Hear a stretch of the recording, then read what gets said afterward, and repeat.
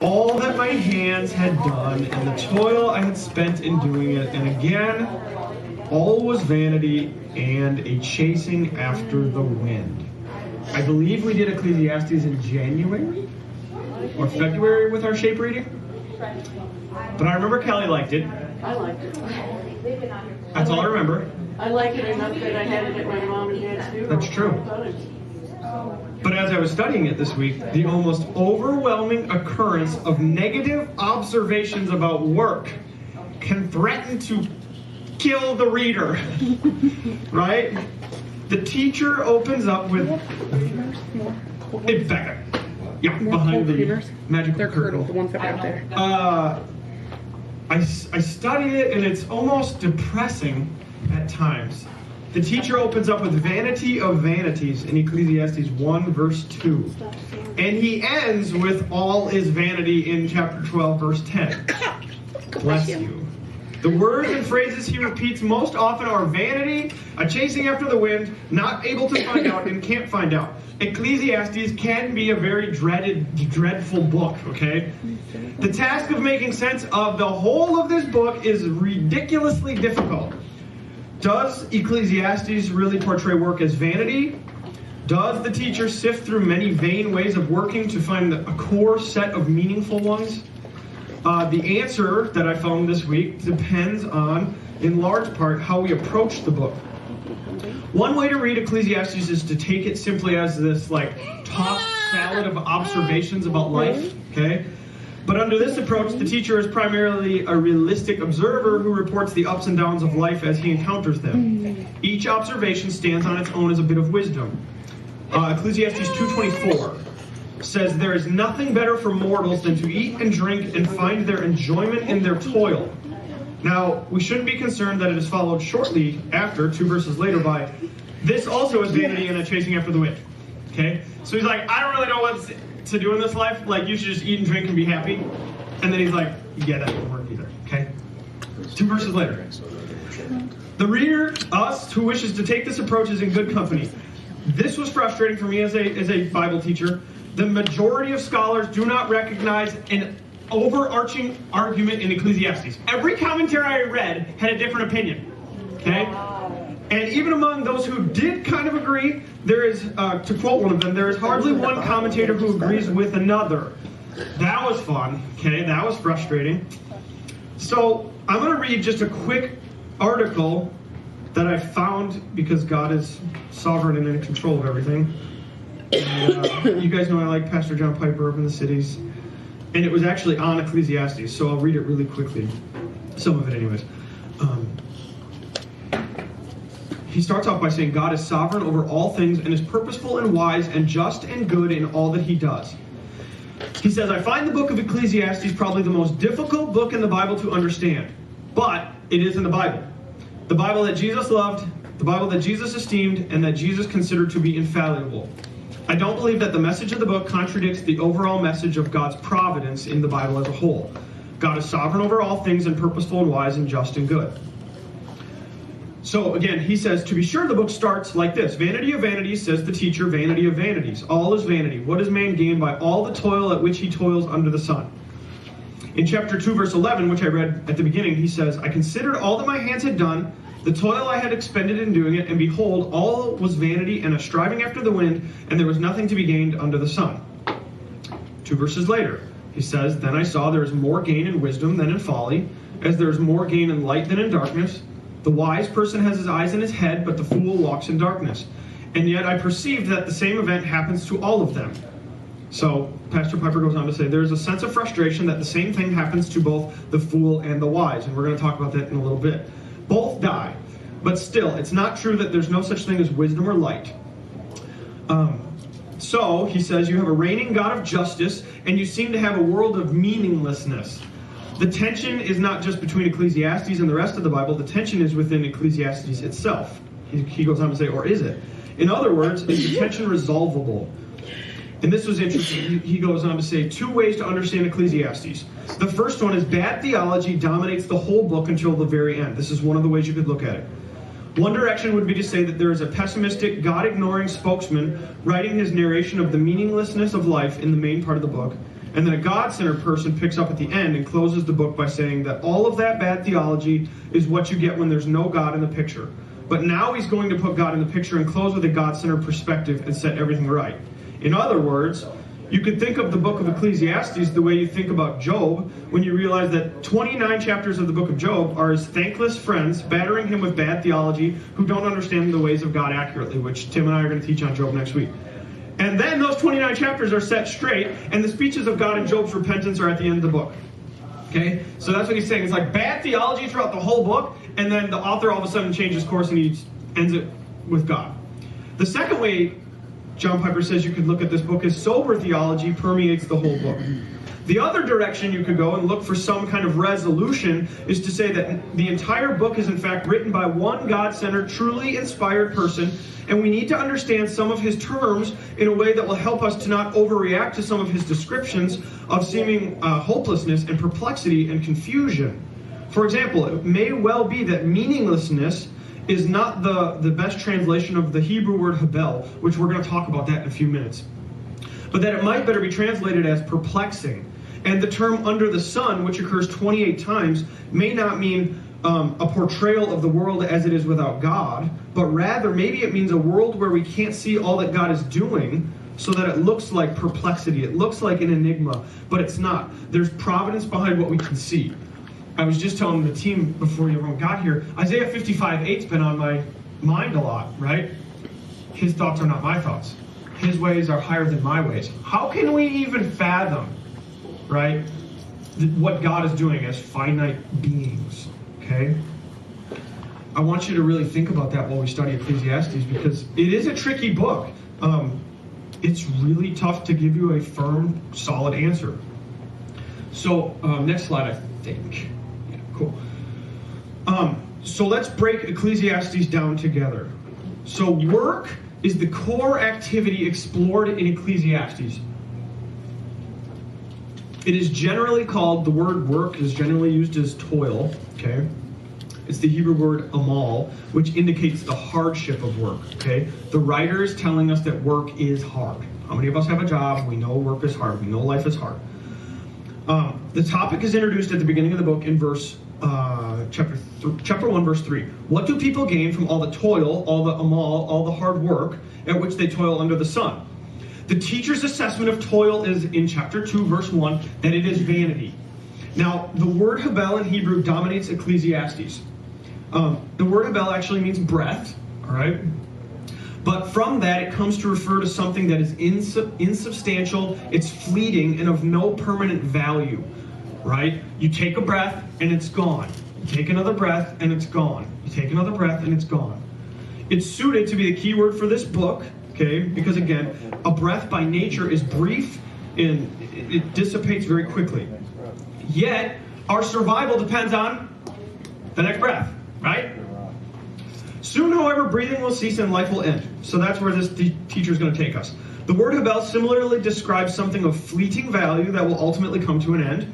And in one sense, vanity is a misleading, as far as I saw this week, a misleading translation, since it appears to assert that everything is utterly worthless. And I hope by the time we get to Ecclesiastes 12, we realize that life is not worthless, okay? But the real point of habel is that it's fleeting and it's of momentary value, sorry.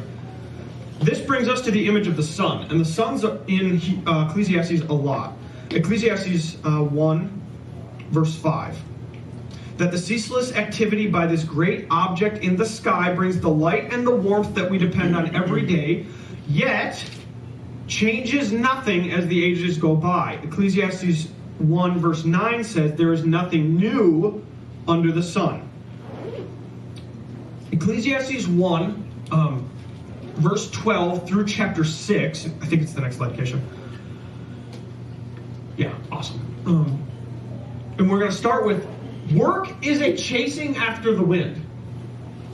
Having declared, the teacher here, having declared that his theme, that toil is vanity, the teacher proceeds to explore various possibilities for trying to live life well. And we're going to go through some of them. He considers, in order, achievement, pleasure, wisdom, wealth, timing, friendship, and finding joy in God's gifts. In some of these, just like us, he does find a certain value. Less in the earlier explorations and more in the latter, okay? Yet nothing seems permanent, and the characteristic conclusion in each section is that it's all chasing after the wind. Can you catch the wind? No. Right? You just keep chasing it, okay? That's the point of what he's going to talk about. The first one, Ecclesiastes 1, verses 12 through 18, achievement, okay? So first the teacher explores achievement. The teacher, we know, was both a king and a sage, okay?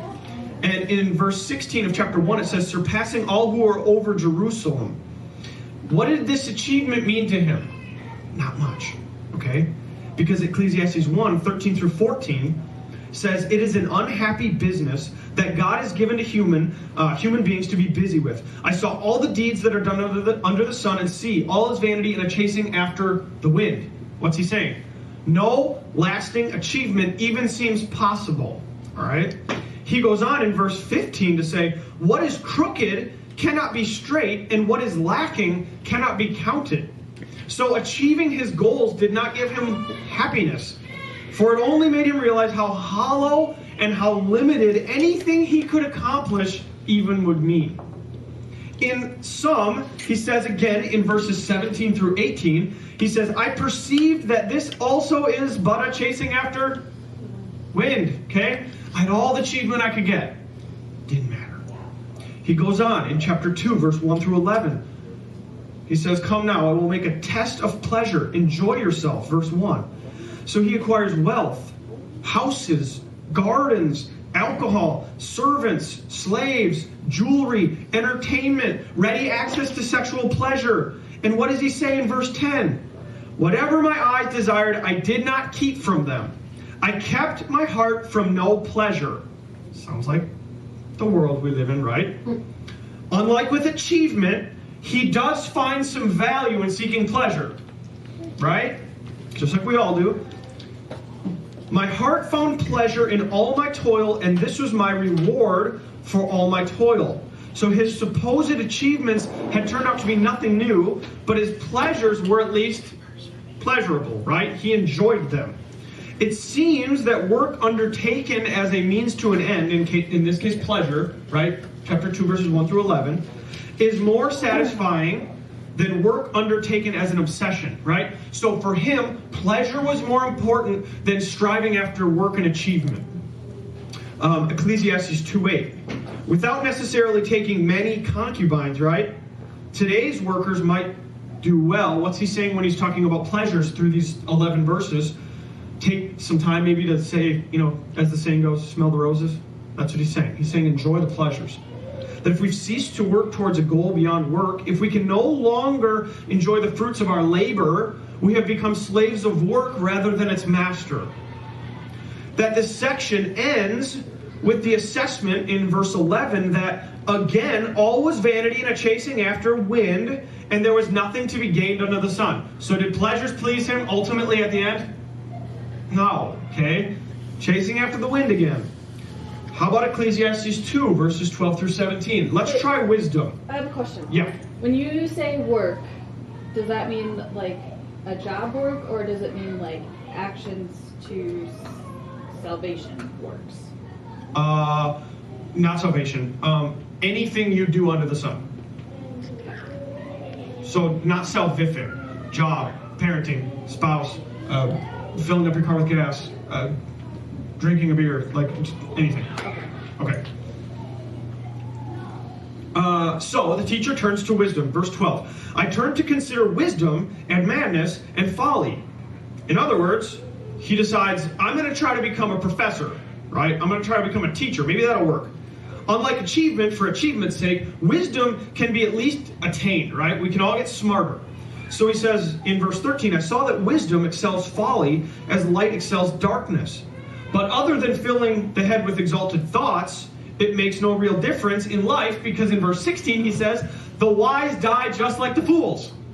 So I can be the smartest guy in the world. I'm still going to die, right? Chasing after the wind again, okay? So pursuing wisdom led the teacher to the brink of despair in verse 17.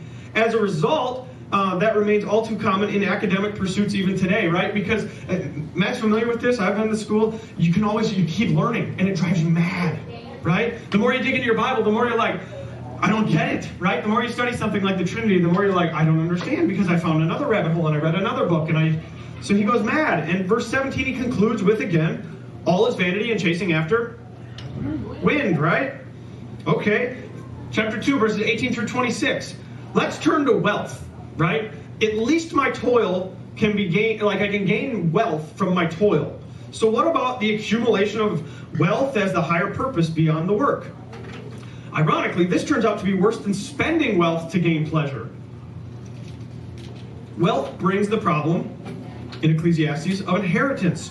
When you die, the wealth you accumulated will go to who?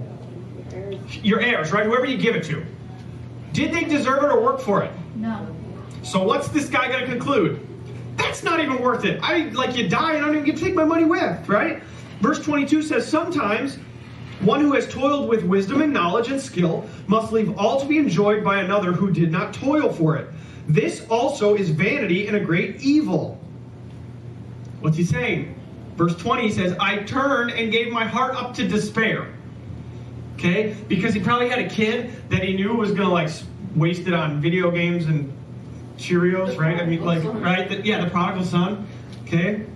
So at this point, we get our first glimpse of the character of God. God is a giver. Ecclesiastes 2:26 says, to the one who pleases him, God gives wisdom and knowledge and joy. This aspect of God is repeated several times in Ecclesiastes. And his gifts include food, drink, and joy in chapter 5, verse 18, and in chapter 8, verse 15.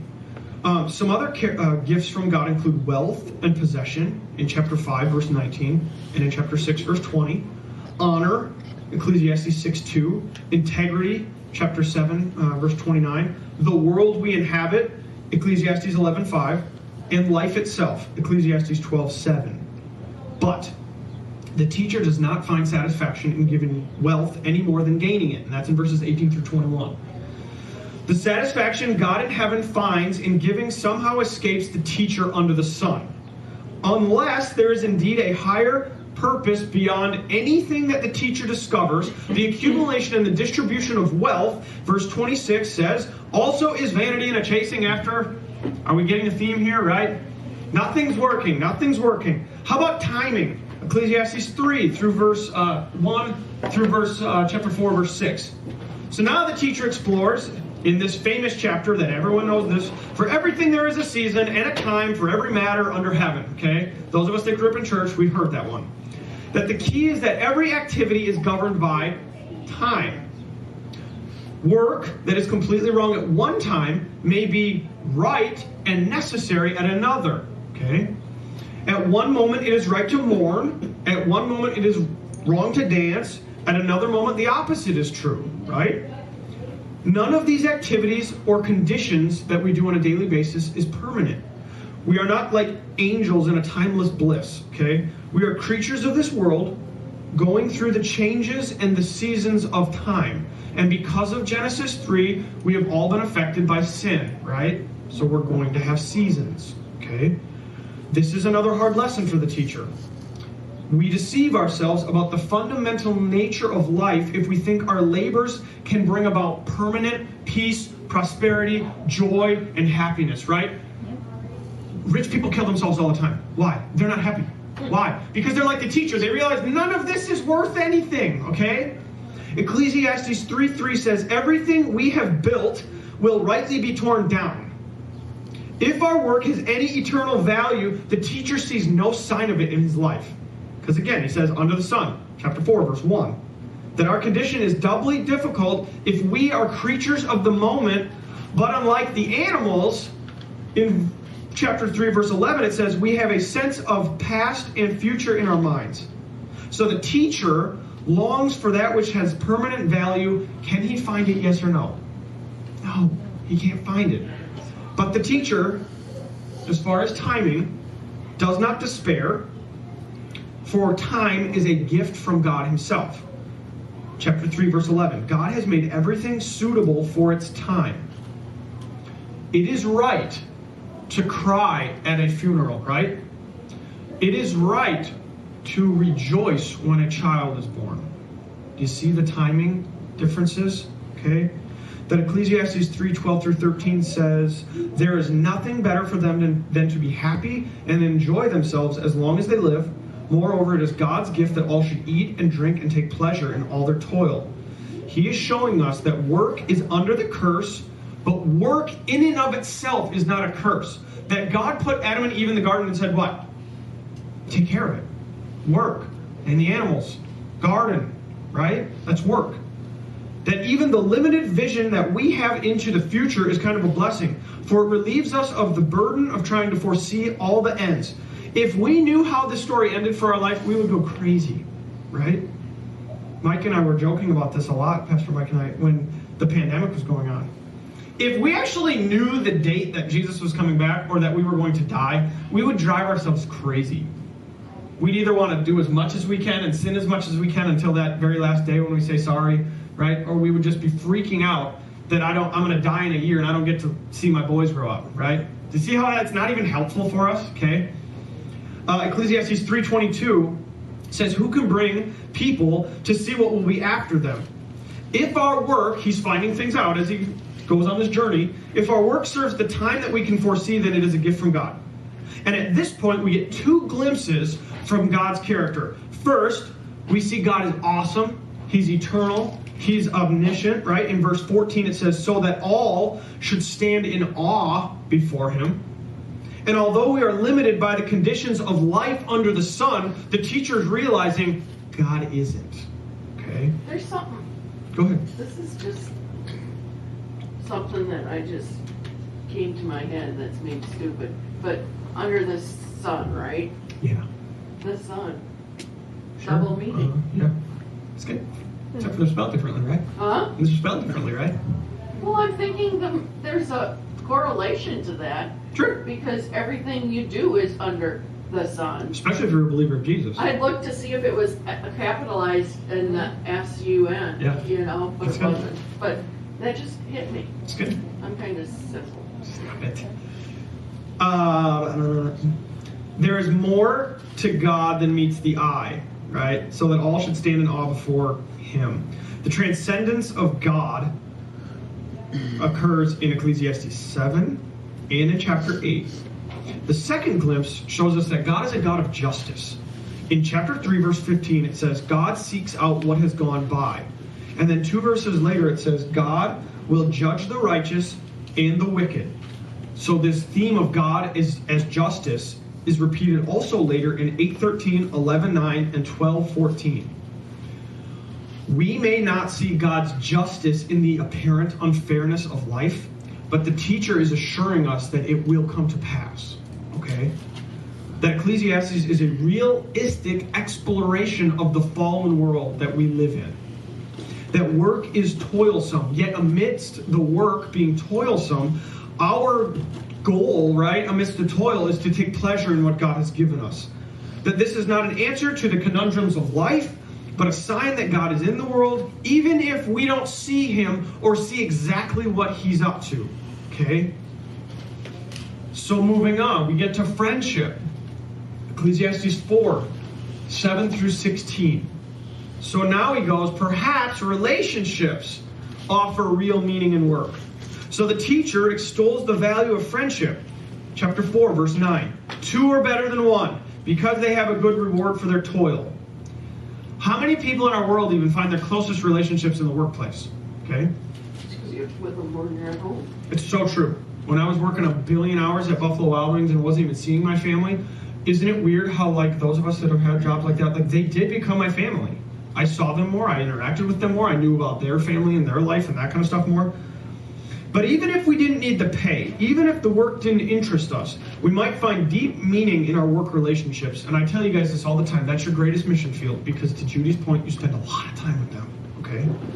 That building good relationship at work requires openness and a desire for us to learn from each other. Chapter 4, verse 13 says, better is a poor but wise youth than an old but foolish king who will no longer take advice. Arrogance and power are often barriers to developing relationships at work. That's in chapter 4, verses 14 through 16. That we become friends at work partly because it takes teamwork to do the work well, right? Teamwork makes the dream work, is it what quirky thing? Yeah, Buffalo Wild always said that one, right? But it's true. We had to be a team. This is one reason many people are better at forming friendships at work than in social settings where there's no shared goal, okay? Have you ever noticed, like, when you go to the fair or something and you see somebody that you see every day, you stand and talk to them for hours? You know, people you see, you know. It's because you're an extrovert. Once every 20 years, you just go, hey. Or you see them and you're like, Yeah. Ironically, the teacher's exploration of friendship is much more upbeat than his earlier explorations, okay? But in the end, guess what he says? Chapter 4, verse 16. Surely this also is vanity and a chasing after wind, okay? Friends don't even matter, all right? Amen. Such an upbeat, yeah, the introverts in the room say, yes, that's in the Bible, now I can live it out. Now let's look at chapter 6, verse 10 through chapter 8, verse 17.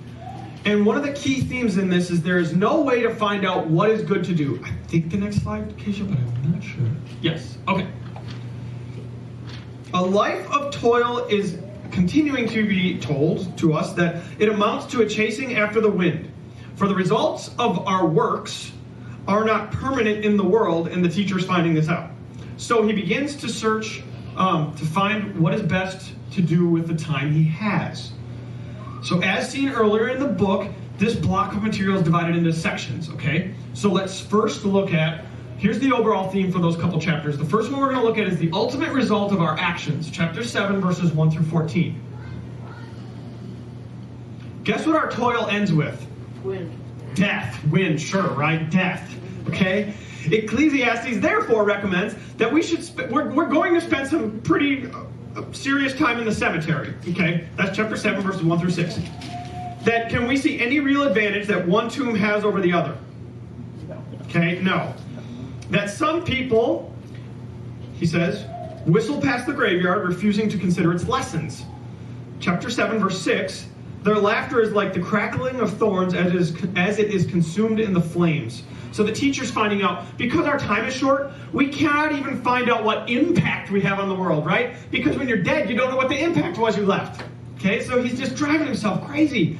Ecclesiastes 7:10 says, we cannot even find out why today is different from yesterday, let alone what tomorrow brings. So it makes sense to enjoy whatever good comes of our toil while we live.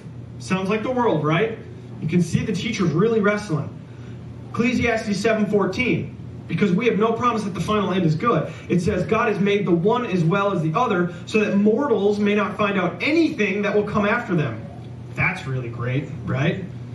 Okay, now let's look at the awesome problem of good and evil. Ecclesiastes 7:15 through 28. So we must try to act now, today, according to the good, because we don't know if tomorrow we even have. Yet we cannot really know whether any action we take, he's driving himself nuts. I don't know the actions I'm taking today, if tomorrow they'll turn out good or evil. Okay? So he's struggling now with, I don't even know this. Righteously, wickedness may creep in and vice versa. Ecclesiastes 7, verses 16 through 18. And then in verse 20 he says, surely there is no one on earth so righteous as to do good without ever sinning. Now he's like, oh jeez. The sin thing keeps coming up. Who wrote this? Solomon, right? I think so, yeah. Is that what, when you say he said, he's feeling, is that who you mean? The author? Yes. You were waiting for me to ask that. I told you when I started, no commentary agreed with each other. It was like... I must have been... It's called the Song of Solomon, right? No, that's next. That's the next book. That's next. Oh, that's Yeah, Ecclesiastes. Maybe they're just put together. So, like, here's something to look at, is that the very first verse says the words of the teacher. Somebody else is writing what the teacher is saying. So there's two characters. There's the author of the book, and then there's the person who speaks. And the person who speaks gets cut off at the end. We'll get there. Oh, goody! Yeah. Ecclesiastes 7, verse 24 says, "Is the truth of good and evil is far off and deep, very deep, who can find out? So the difficulty of finding good and evil, he can't find, right? Because Ecclesiastes 7:21, or 28, sorry, says, not found. And he repeats it twice. I can't even find out good and evil. Right? So in verse 18, it's great. He says, the best way that we can live our life, I guess, is just to fear God.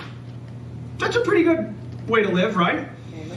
So a good self-diagnostic, right, is to examine whether we have to resort to twisted logic and complicated schemes to justify our actions. Then in verse 29, the teacher says, God made human beings straightforward, but they have devised many schemes.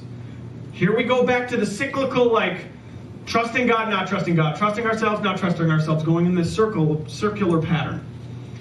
Then he gets to chapter 8, and he says the exercise of power is a fact of life, and we have a duty to obey those in authority over us. Ecclesiastes 8, 2 through 5. Yet, power and justice, we do not know if they'll use their authority in the right way.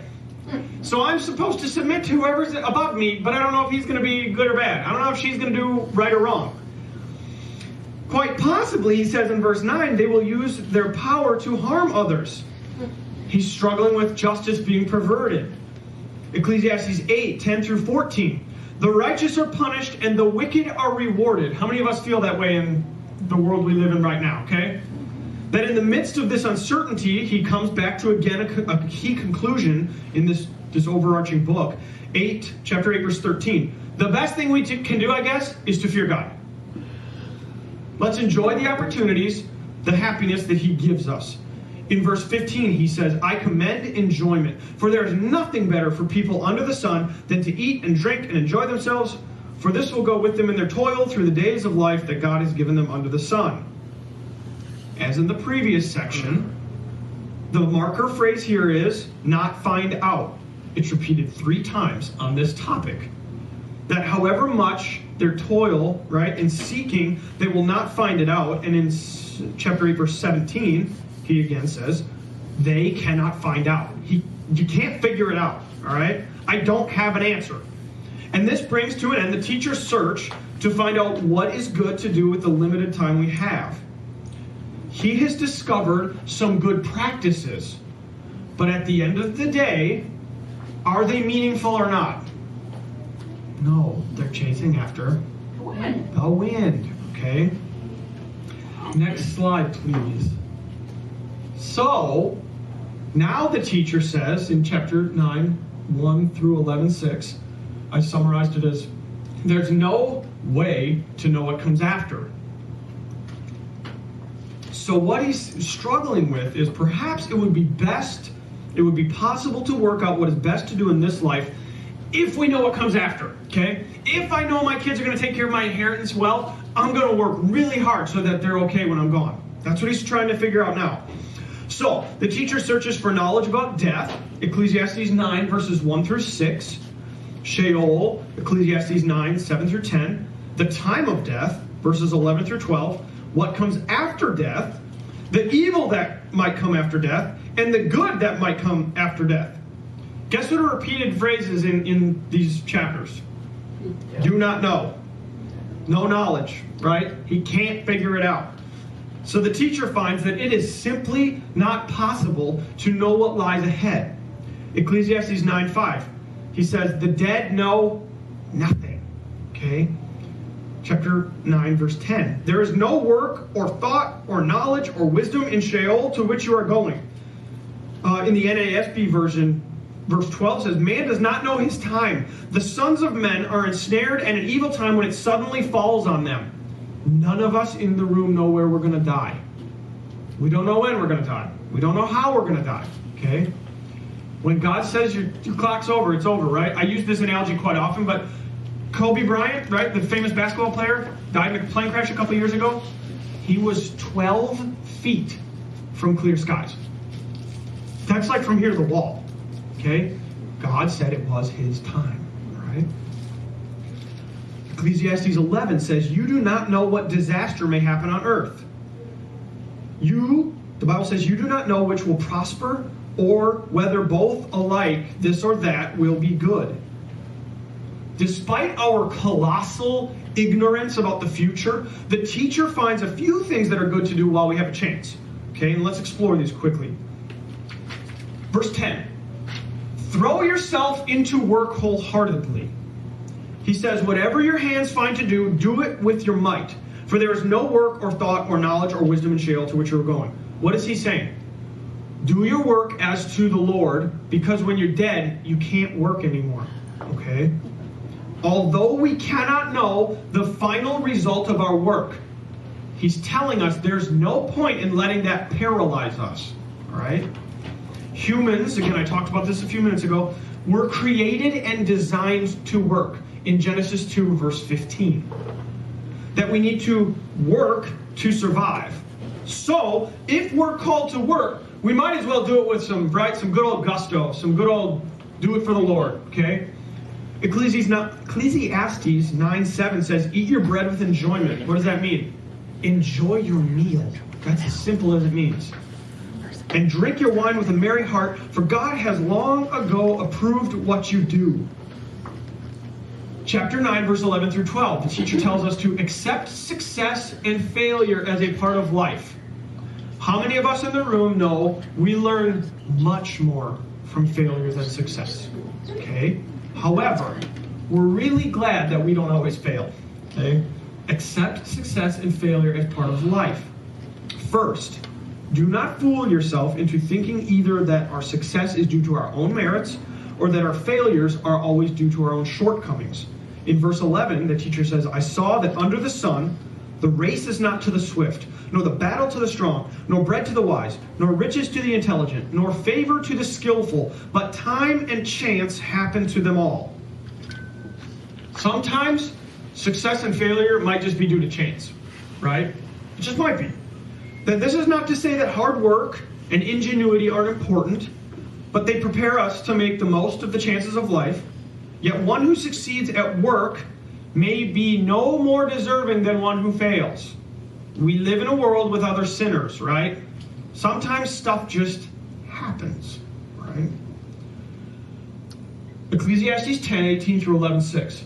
The teacher's going to tell us, work diligently and invest wisely. Now, this passage contains, from what I saw this week, the most direct financial advice to be found anywhere in the Bible. First, be diligent. Otherwise, in verse 18, otherwise your household economy will collapse like a leaky rotten roof. Okay? Verse 19. Secondly, understand that in this life, financial well-being matters. How many of us say yes, that right? You need money to do things, to pay for things, to live, right? To eat, okay? Bless people. Bless people is a great one. But the text does not say in chapter 10 that money is the only thing that matters. He's just telling us it matters. The point is simply that money is necessary for dealing with all kinds of life issues. Common sense, right? Thirdly, verse 20.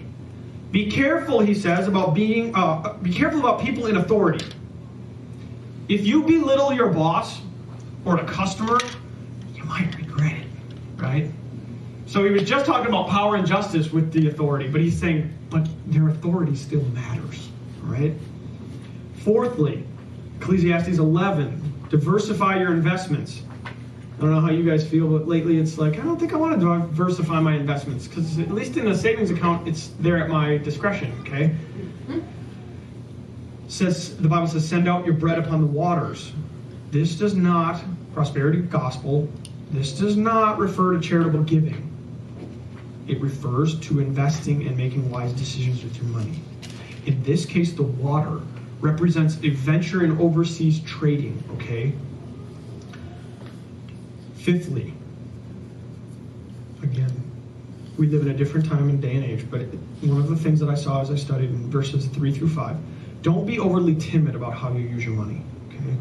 What will happen will happen. You really can't control it, okay? That's verse 3. But it shouldn't frighten us to the point where putting your money under the mattress, right? Where you got to at least keep it in your house. Like, it's okay to invest, all right? Sixthly, verse 5. understand that success is ultimately in whose hands? God's. You have no idea what his plans and purposes are for. And hey, let's not try to second guess him, all right? And then verse 6, he says, I tried that and it didn't work. What's the point I want to make on that? Don't try something just for like a minute, right? If you hear something from the Lord that you tested against Scripture and you think you should do this, don't give it like 2 seconds and it's like, well, it didn't work. Don't quit, all right? So the teacher's search for knowledge about the future ends in verse 6 with a triple repetition of, again, the marker phrase, not know. Okay? Can't figure it out. Well, I gotta get going. I can't skip on Song of Solomon. The last slide, please. The teacher concludes with a poem exhorting the young to good cheer and recounting the troubles of old age. It repeats the pattern found in earlier sections of the book, that there is much good to be found in our life, but ultimately it's all fleeting. The teacher closes in chapter 12, verse 8, vanity of vanities, says the teacher, all is vanity. Great, okay? Lovely. But there follows an epilogue in chapter 9, verses 9 through 14, and it praises the teacher for his wisdom, and it repeats his admonition to fear of God, and it adds new elements not found earlier in the book. Chapter 12, verse 13 through 14 says, fear God, keep his commandments, for that is the whole duty of everyone. That's a great life statement right there. He goes on to say, for God will bring every deed into judgment, including every secret thing, whether good or evil. God's future judgment is seen as the key to sorting out the mix of good and evil that pervades work in the fallen world. All right. Questions before I move on? Matt and I like books, so this next one for Song of Solomon, I've read lots of books on it. This is the best book I've ever read on it. And it's written by a man named Philip Ryken. He's really, really smart, okay? And it's called The Love of Loves in the Song of Songs. And you can look at it later if you'd like. But it's amazing how people look at this book, Song of Solomon, as, I think there's a couple slides to go, Keisha. They look at this book as just a sex book. But I hope we can debunk that a little bit today, because there's a lot of cool stuff in this one. So the Song of Songs is also known as the Song of Solomon, and it's love poetry, okay? The song sings of lovers who court, then marry, and then they work together in what I hope we'll see as this ideal picture of family work life, okay? We're going to explore these themes this morning. Hardship, beauty, diligence, pleasure, passion, family, and joy, as they are depicted in a wide variety in the Song of Songs. In the ancient world, all poetry was sung, okay? So when they say Song of Songs, this is actually a collection of lyrics, all right? This is a song. That the lyrics of Egyptian poetry, very similar to Song of Songs, are rather lighthearted and often focused on the ecstasy and the afflictions of young lovers. The lyrics of Song of Songs, however, are not flippant or casual, but they're profound and theological, and there's like serious thought in this book, okay? There are numerous interpretations, of course, just like with Ecclesiastes. Everyone's got a little different take on this.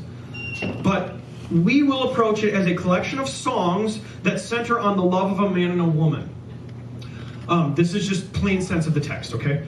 That love poetry celebrates the beauty of a wedding and the joy of marriage between a man and a woman. Next slide, please. Okay. These are some of the themes we're going to walk through. Hardship and the beauty of work, Song of Songs 1 through 8. It begins with the woman speaking of her love for her man, and she speaks of how her skin has been darkened because her brothers made her work the family vineyard in verse 6. Okay, work arises only 6 verses into this song. As I studied this week, this book is so much more about work than I ever saw. Okay, in the ancient world, people tended to look down on dark skin. Not for racial reasons, please see that. That's where the people twist it. But for economical reasons. Why? Dark skin meant you were in the peasant class and you had to work the fields, the vineyards outside. Okay, fair skin meant that you were right. You had pale skin, you were an aristocrat. So pale skin was desired. Okay, from men in biblical ancient world times. Verse 5 in the NIV, I loved this one because this shows her just, she knew who she was and she embraced it. Dark am I, yet lovely. Okay? She knew she was dark-skinned, but she knew in the eyes of God she was beautiful. Furthermore, her job has prepared her for the future when she will tend her own vineyard. We'll see that in chapter 8, verse 12. That a woman who works with her hands may not be wealthy, but she's worthy of honor and praise. Bless you. In the Greek world, whose influence is still deeply even in this contemporary culture we live in, regarded work as the enemy of beauty. Okay? But, as we've talked about in Ecclesiastes, the biblical perspective is that work has great intrinsic beauty and value and worth. Solomon, he builds himself, let's see if I can say this right, a palanquin. Could be wrong, but I said it fast, so it sounded good. But what it is it's, you've seen them in the Roman movies probably, it's a seat that's put on those poles and people carry them around, okay? So he builds that, and the song extols the beauty of the workmanship. It's literally a labor of love. Chapter 3, verse 10. He puts its beauty to use in the service of love, okay? Transporting his beloved to their wedding. Verse 11 of chapter 3. Diligence. Chapter 1, verses 7 through 8. The woman seeks her beloved, whom she regards as the finest of men. Okay? What does that mean? Ladies, no, none of you in this room. Okay? If you have daughters, it's okay if they seek someone out. Okay? I mean, my mother was old school and she raised me that the man is supposed to, seek after the woman, but it's okay. Right? Sometimes it's not good. Sometimes it's not good. It's Chase them what man for the woman chases the man so he can catch her. Her friends tell her that the obvious place to find him is at his work, where he's tending the sheep. That's a great thing if you have daughters. If your husband, future husband, your boyfriend, whatever, is not working, he's a bum. Don't go after him, okay? So her friends give her good advice. Go find this guy you actually like. He's actually at work. Yet his work is arranged in a way that makes interaction with his beloved possible. Chapter 1, verse 9 through 2:17. In this section, the man and the woman sing of their devotion to each other. That he speaks of how beautiful she is, and she proclaims how happy she is in love, in his love. Why is that significant? Throughout this Old Testament class, throughout our society, right, as we talk about women submitting to their husband, she's providing a great example for us. She's happy in his love because he's taking care of her and he's leading her already. They haven't even started courting really yet at this point. Then, in chapter 2, verse 8 through 17, they sing of the glories of the arrival of springtime, and he invites her to come away with him. This is in the context, again, of agricultural economy of ancient Israel. And the cool thing about this, him inviting her to, the springtime fields isn't a picnic, okay? They're not going to have a picnic. They're going to work. He's inviting her to come alongside of him and work the fields. Specifically, in the springtime, pruning has to be done to ensure a good harvest. Song 2, 12 through 13, the time of singing in those verses can actually be translated the time of pruning in the NASB version. I liked that. In addition, Song 2:15 says that foxes, animals, love to eat young grapes. They have to be kept from the vineyards so they don't spoil the harvest. But in the midst of this work, the man and woman have light hearts. They turn this task into a game, chasing away the little foxes. All right? Another book, if you want to read a book on marriage, is Chasing the Foxes, I think it's actually called, and it's a really good book on marriage. And it's just chasing the little foxes in your marriage that can eat away at the good fruit, okay?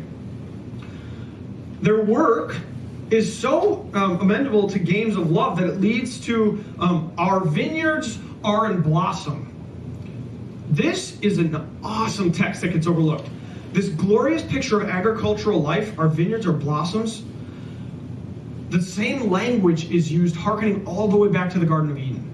Okay? Where tending plants was meant to be a pleasure. Genesis 3:17 through 19 tells us that because of sin, work has become hard and laborsome and drudgery, right? But they're hearkening all the way back to the garden. This was not the original proper meaning of work. So this episode in the song is a glimpse of how God desires life for us to be, almost as if sin had never happened. All right? It's as if Isaiah 65:21 was already fulfilled, where it says, "They shall build houses and inhabit them. They shall plant vineyards and eat their fruit." That's a foreshadowing to what we're going to be doing in eternity, right? So we were originally created to work. What do you think we're going to do in eternity? Work. Okay, we're going to work, right? No one knows what eternity is going to look like, but we're going to have a job, even if it's a garbage truck driver. And will we love it? Yeah. That's the big difference. We'll enjoy it and love it. And It's going to be great. And no one's going to complain, and it's going to be awesome, okay? Work without sweat. Yes. So the kingdom of God brings not the elimination of work, but the restoration of joy and delightful relationships in work, okay? Passion, family, and work. Song of Songs 3:1 through 8:5. Again, in a series of songs, the text describes the marriage of the man and woman and their coming together. Chapter 3, verses 1 through 5. The woman yearns for the man. Chapter 3, 6 through 11. Then she comes to him. Okay. The man wearing a crown receives her in verse 11 of chapter 3. And then in an Israelite wedding, a bride arrived in a large group surrounded by attendants, verse 7. She was received by her groom who wore a crown. And then Song of Songs 3, verse 11 confirms that this text celebrates the day of the wedding. Okay? That's why we celebrate weddings. Okay? In chapter 4, the man then sings of his love for his bride, and their wedding night is described in vivid images and metaphors. I'll let you study those as a couple tonight. Okay? It'll be fun for you guys, all right? The woman then sings of her love for her beloved, and then there's another song on the woman's beauty following that. Okay? This is, again, a good thing. Spouse, husband, I love your body. Wife, oh, I love your body too. Okay? The couple then sings of their love for each other. That's a great thing we should do. And in chapter 6, verses 10 through chapter 8, verse 4, this is, like, quite frankly, the most sexual part of it. Okay? And Christian preachers and writers have tended to avoid this book because of it. Okay? But the sex in this text is intentional. They're a godly couple. Okay? That a song about the passion between two lovers on their wedding day would be missing something if it failed to mention sex. How many of us got married and it was like, this was a great day, what do you want to do? Go to bed, right? Okay? And the sex is intimately connected to, this was fascinating in those two chapters, it's intimately connected, if you study it, to both the household and work. It's not even just about the sex, okay? That upon their marriage, the lovers create a household, the primary unit of economic activity, right? In that world and in ours today, everyone wants the white picket fence house, right? We strive for a home. Without sex, that home could not be populated with workers, children, okay? Moreover, in the passage, passion, including sex, between the spouses, is the glue holding the household together. All right? Through prosperity, adversity, joy, stress, right? Those are things that characterize a family's life work. I hope to never do it with any of you in the room. Stephen and Callie are both not in the room, so I can't say it, but I tell them, what's the first thing I ask when, I ask two questions when I do marriage counseling. Is he or she your best friend, right, at this current moment? I always know the answer to number two because from the answer of number one. And the second one is, how's your sex life? It keeps you tight, glued together, okay? Show me a marriage that isn't passionately having sex with their spouse, and you're going to see one that's not a very good marriage, okay? Chasing foxes. That's what it's called. Chasing foxes, that's it. Thank you. Today, Many couples, right, I hear this a lot, guys, report dissatisfaction with the amount of time they have for sex and lovemaking, okay? A major culprit is that one or both of the partners is too busy. Do you see even how work and sex go together, okay, to keep the house firm? That the song makes it clear that you should not let work push aside intimacy and sex with your spouse, okay? Throughout these verses in those 2 chapters, we see imagery drawn from the landscape. Again, they're tying sex back into work, into the vineyards, the fields. We see imagery drawn from the landscape of Israel and its agriculture and its shepherding. Then in chapter 5, the woman's body is a garden. Husbands, don't go home and call your wife's body a garden, okay? The man's cheeks are like beds of spices, okay? Here's some more. Enjoying his bride, he is like a man gathering lilies in a garden. She is awesome like Jerusalem. Her hair is like a flock of goats moving down the slopes of Gilead. Don't use that one either, man. Your hair looks like just a flock of goats. It's beautiful. Her teeth are like a flock of ewes. Her stature, is like that of a palm tree. Every woman wants to hear that. You're looking like a good palm tree today. They desire to go to the vineyards. They're not talking about the vineyards. That's the bed. That's the marriage bed. She rouses her beloved under the apple tree. That the joy of their love is intimately connected to the world and to work. They express their happiness with images drawn from what they saw and see in the garden and their flocks. Okay? This suggests, I think, that family and work do belong together. Okay? In the song, right, expresses our desires in God's design that our work be woven into the tapestry of our relationships, beginning with family. Your family comes first. God comes first, family comes second. The song should also increase our appreciation of unpaid work. The unpaid work that needs to get done within the household, okay, even if you don't get paid for it, right? Guys, you should go mow your lawns. You don't get paid for it, but your lawn's going to look like crap, and you're going to get fined, and your wife's not going to be happy if you don't mow your lawn, okay? And men, don't make your wife mow the lawn unless she enjoys it, okay? But the song depicts the value of work in terms of, over and over, the value of work is not monetary to them. It's to keep the household in order, okay? Chapter 8, verse 16 through 14. Love is a sacred thing and a thing to be protected. Verse 7 of chapter 8. It cannot be bought. The woman compares her love life with her husband to her tending of a vineyard, asserting that although Solomon may have a great many vineyards to be tended by his workers, her joy is in taking care of her own family. Happiness does not consist in wealth or in having others to do your work for you. It consists in working for the benefit of those you love. I have a job, right? She has a job for the well-being of our household. Love, therefore, does not consist only of expressing emotions, but in also doing acts of love. What do I mean? Hugging, kissing, having sex, okay? Those are the things, again, that glue your family together. That's what I got. Questions, comments. I was going to go a whole lot deeper, but Ecclesiastes was like, blew my mind this week, so. I have comments. Just some things that I learned. I don't know if I wasn't here at the beginning when you were talking about Ecclesiastes, so I don't know what you talked about, but like when you zoom out on the whole book of Ecclesiastes, it's really become like a book of like, it makes me reflect on like a lot of joyful times in my life. Because it's like all this depression stuff, and that was like a common thing, but the biblical writer is different. It was like everybody was writing like this. They all wrote like this depression poetry or whatever, and the culmination of it was, so kill yourself, essentially. Like all the Middle Eastern writers, they would be like, yeah, life is terrible, and at the end of it, just kill yourself, like there's no point to living.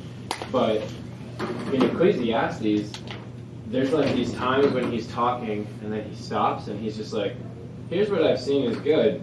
It's appropriate to eat and drink and experience good and all the labor one does under the sun during a few days of his life God has given him because it's his reward. And like if you think back through your life, you'll probably remember that you have like a day or maybe a season where like that day was just like a really good day. Like it was just really blessed. There was just nothing that went wrong that whole day, you know.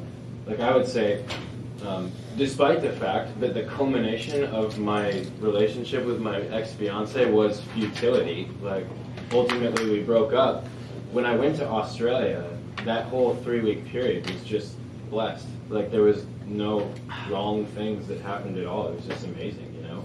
And so I look back and I'm just like, yeah, like I remember all these good days, despite the fact that a lot of times it is futile, like it's hard, you know. That's awesome. Erica and I do that I've told probably many of you, and you should do it whether you're married or not. Every year on our anniversary, Erica and I kind of look back on the past year, and it usually leads to looking back over the last 13 now. And it's like, the Lord, there's been so many good things amidst the bad. And even to Matt's point, I don't know how tomorrow's going to turn out, or today. So like when you read the book of Ecclesiastes, just look, there's like 4 or 5 times where he's just like stops and he's like, you know, just have a good day. Like chapter 9, verse 7 through, 7 through like 10. Go and eat bread with pleasure and drink your wine with a cheerful heart, for God has already accepted your works. Let your clothes be white all the time and never let oil be lacking on your head. Enjoy your wife and all this stuff. 1 Corinthians 10:31, right? Yeah. Eat, drink, and do all this to be married to the glory of God, right? God has given, to Matt's point, like God has given us many good things that we tend to take for granted. And that was a really good cheeseburger. You didn't even stop to enjoy it. It's silly, but it's true. We're not supposed to be anxious for the day. We're not supposed to be anxious for the day.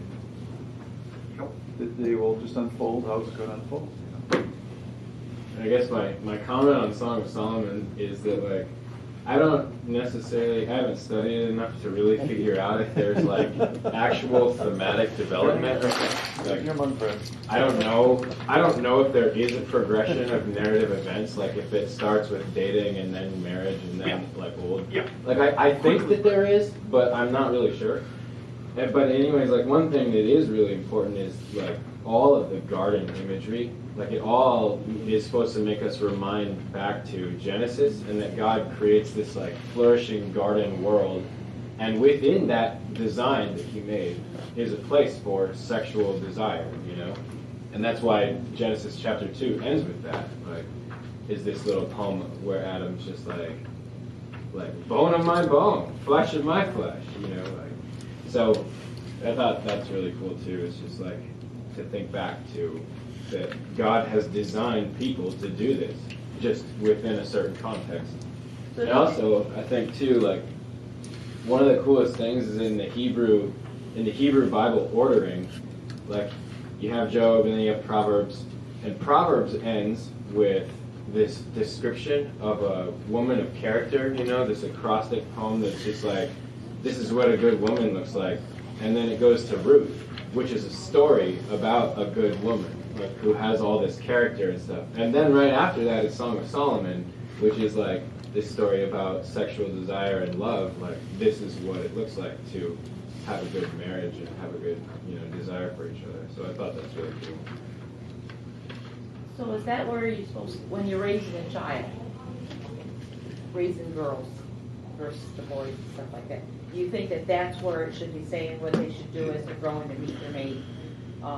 What they can and cannot do, or is there another part of the Bible that goes with that? Because they talk about you shouldn't be kissing, you shouldn't be holding hands, you got to go through certain stuff. Is that what? But yet we're talking. This is what you need to do. And I don't know if there's a spirit. Yes and no, I guess I would say. The Bible's not super clear on that. I think our intent as followers of Jesus is always to be as godly as we can be, right? So nowhere in there is it like you cannot hold hands before you get married. You cannot kiss before you get married. It's very clear you can't do one thing as the children are walking out, so I won't say it. But I think I would argue most of the people in this room even are different. Erica and I made sure we were not going to do the one thing you're not supposed to do before marriage, but we kissed and held hands. And I know some families, even in our church family, would say, no way. So Yeah, that's what I was wondering, because I hear some of them say. you God can't gives us do some this. liberty and to make decisions. Again, if you sit down as a couple, or at 20-some years old, you know your past and your history and what you've struggled with. If it's going to make you struggle or make your future spouse struggle, you should probably stop and stay as far away from the, flirting with the sin line as possible. But Eric and I kind of made that decision, and the Lord was faithful to keep us. But as a parent, sometimes, it's really tough because they put restrictions on their child Sure. as they're going through, which can cause a lot of problems. Sure. But yeah, I can see where, okay, such as, I guess I've seen this through some other parts of my life of other people, such as dancing. They say you shouldn't dance because you know what that can lead to. Mhm. And is there something like that you think like? No. That's what Dance. Have fun. I mean, again, where's the flirting with the sin line thing? Well, Because right. slow dancing in high school can lead to things, right? But that's what I'm saying, so I was just wondering, is there something in the Bible that really, I guess you could pull out different things that's why they would come to that. But I was just kind of wondering as far as direction, or you just got to talk to them and say, this is what, where's your intentions going here? Yeah. I don't know. The world is a much different place than even when I It's was hard for growing a up. parent. I think one thing is interesting that God has given man during our earthly life, family, marriage, relationships, whereas once we get to heaven, it's going to be a whole different arrangement, which is kind of interesting. So.